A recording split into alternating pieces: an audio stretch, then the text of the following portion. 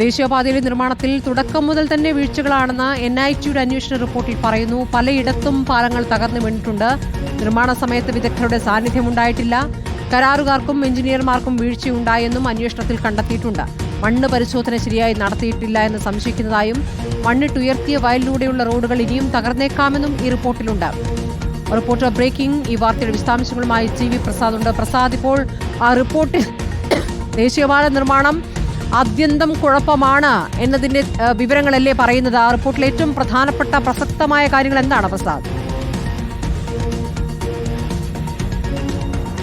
അശ്മതി പറഞ്ഞതുപോലെ നാഷണൽ ഹൈവേയുടെ നിർമ്മാണത്തിന്റെ തുടക്കം മുതൽ തന്നെ നിർമ്മാണത്തിൽ ഒരുപാട് പാളിച്ചകൾ ഉണ്ടായിരുന്നു എന്നുള്ളതാണ്.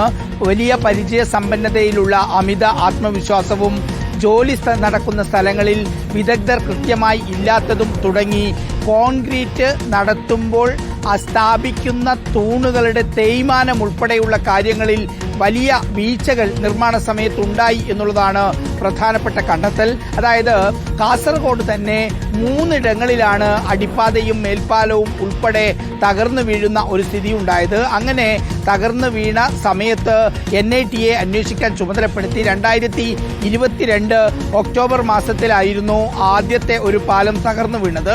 ആ തകർന്നു വീണതിന് പിന്നാലെ NIT അന്വേഷിച്ചു. 15 ദിവസത്തിനകം റിപ്പോർട്ട് സമർപ്പിക്കുകയും ചെയ്തു. ആ റിപ്പോർട്ടിലെ വിശദാംശങ്ങൾ, റിപ്പോർട്ടിന്റെ പകർപ്പ് തന്നെ റിപ്പോർട്ടറിന് കിട്ടിയിട്ടുമുണ്ട്. ആ റിപ്പോർട്ട് പരിശോധിക്കുമ്പോൾ മനസ്സിലാകുന്നത് ഒരുപാട് വീഴ്ചകൾ ആ നിർമ്മാണത്തിൽ ഉണ്ടായി എന്നതാണ് സ്മൃതി. അതിൽ ഏറ്റവും പ്രധാനപ്പെട്ടത് ഡിസൈൻ അനുസരിച്ചല്ല പല സ്ഥലത്തും ഈ പറയുന്ന കമ്പികെട്ടും അതുപോലെ തന്നെ അതിന്റെ മറ്റ് സ്ട്രക്ചറിങ്ങും നടന്നിട്ടുള്ളത്. കൃത്യമായ ഡിസൈനിങ് ഉണ്ടായിരുന്നെങ്കിൽ പോലും അത് കൃത്യമായി നടപ്പിലാക്കുന്നതിനുള്ള വീഴ്ചയുണ്ടായി. അതിനർത്ഥം അവിടെ വിദഗ്ധരായ എഞ്ചിനീയർമാരുടെ കുറവുണ്ടായിരുന്നു നടക്കുന്നിടത്ത്. അതുകൊണ്ട് തന്നെ കരാറുകാരുടെയും എഞ്ചിനീയർമാരുടെയും വീഴ്ച ഇതിൽ സുപ്രധാനമാണെന്ന് പറയുന്നു. മാത്രമല്ല വലിയ വലിയ കോൺക്രീറ്റ് സ്ലാബുകളാണ് ഈ പറയുന്ന പാലങ്ങളൊക്കെയും. നമ്മൾ സാധാരണ കാണുന്ന പാലങ്ങളെ പോലെയല്ല, വലിയ തിക്നെസ് ഉള്ള പാലങ്ങളാണ് നിർമ്മിക്കുന്നതിൽ കൂടുതലും. അതിൽ ഊന്നു കൊടുക്കുന്ന വടികൾ എന്ന് നമ്മൾ പറയുന്ന ഈ സപ്പോർട്ടിംഗ് പില്ലേഴ്സ്, അതിനുള്ള ബലക്കുറവ് ഒരു പ്രധാനപ്പെട്ട കാരണമായി പറയുന്നു. ഇതെല്ലാം കൂടി വരുമ്പോൾ മേൽനോട്ടത്തിലുള്ള വലിയ കുറവ് ഇതിലെല്ലാം ഉണ്ടായി എന്നുള്ളതാണ്. 2024 നവംബർ മാസമാണ് കൊല്ലത്ത് ഒരു പാലം തകർന്നു വീണത്.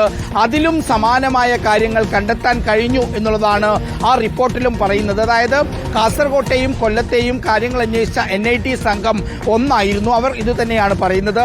കാസർഗോഡും കൊല്ലത്തും മാത്രമല്ല സ്മൃതി, ആലപ്പുഴയിലും പല പാലങ്ങളും തകർന്നു വീണത് കഴിഞ്ഞ ദിവസങ്ങളിൽ തന്നെ നമ്മൾ കണ്ടതാണ്, റിപ്പോർട്ട് ചെയ്തതാണ്.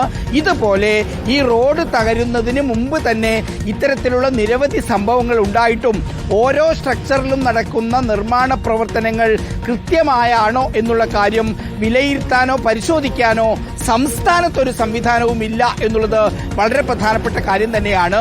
വലിയ വലിയ മുതിർന്ന ഉദ്യോഗസ്ഥരും കരാറുകാരും വലിയ വർക്കുകൾ ചെയ്യുന്ന കരാറുകാരും ഒക്കെയാണ് നമ്മുടെ സംസ്ഥാനത്തെ വർക്കുകൾ വിവിധ സ്ട്രെച്ചുകളായി എടുത്തിരിക്കുന്നത്. അതങ്ങ് തലപ്പാടിയിൽ നിന്ന് തുടങ്ങി തലപ്പാടി, ചെങ്കള, നീലേശ്വരം, പയ്യന്നൂർ തുടങ്ങി അങ്ങനെ തുടർന്നു വരുന്ന ഈ റീച്ചുകളിലെല്ലാം ഇത്തരത്തിലുള്ള വീഴ്ചകൾ എവിടെയല്ലോ ഉണ്ടായിട്ടുണ്ട്. റോഡുകളിലേക്ക് വരികയാണെങ്കിൽ സ്മൃതി, ശരിയായ സോയിൽ ടെസ്റ്റ്, അതായത് മണ്ണ് പരിശോധന നടത്താതെയാണോ ഇങ്ങനെ അവിടെ മണ്ണിട്ടുയർത്തിയത് എന്ന ചോദ്യമാണ് പ്രധാനമായും ഉയരുന്നത്. സാധാരണഗതിയിൽ വെള്ളം നിൽക്കുന്ന കേരളത്തിലെ വയലുകൾ ആ ഭൂപ്രദേശത്തെക്കുറിച്ച് കൃത്യമായി മനസ്സിലാക്കിയില്ല എന്നുള്ളത് പ്രധാനപ്പെട്ട ഒരു കാര്യം. മാത്രമല്ല സാമ്പത്തിക ലാഭം പ്രതീക്ഷിച്ചുകൊണ്ട് വയലിലൂടെ വലിയ വയഡക്റ്റുകളും അതുപോലെ ഫ്ലൈ ഓവറുകളും പണിയുന്നതിന് പകരം മണ്ണിട്ടുയർത്തി സാമ്പത്തികമായ ലാഭമുണ്ടാക്കാം എന്ന് പറയുന്ന രണ്ടാമത്തെ കാര്യം.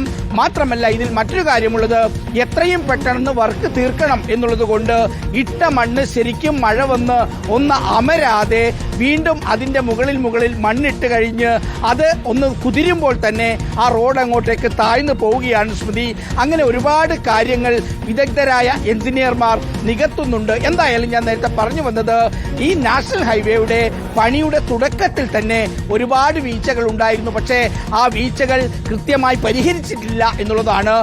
ഇതൊക്കെ പരിശോധിച്ച എഞ്ചിനീയർമാരോട് കൂടുതൽ സംസാരിക്കുമ്പോൾ മനസ്സിലാകുന്ന സ്മൃതി, കേരളത്തിലെ വയലുകളിലൂടെ മണ്ണിട്ടുയർത്തി കടന്നു പോകുന്ന നാഷണൽ ഹൈവേയിൽ ഇനിയിപ്പോൾ കൂടുതൽ മഴ ശക്തമാകുമ്പോൾ വിണ്ടുകീറൽ കൂടാനും അതാണ് ഏറ്റവും ആശങ്കപ്പെടുത്തുന്ന കാര്യം പ്രസാദ്. ഇതിനകം തകർന്നത് ആദ്യത്തെ 2 മഴയ്ക്കാണ്. ഇനി അങ്ങോട്ട് മഴക്കാലമാണ്.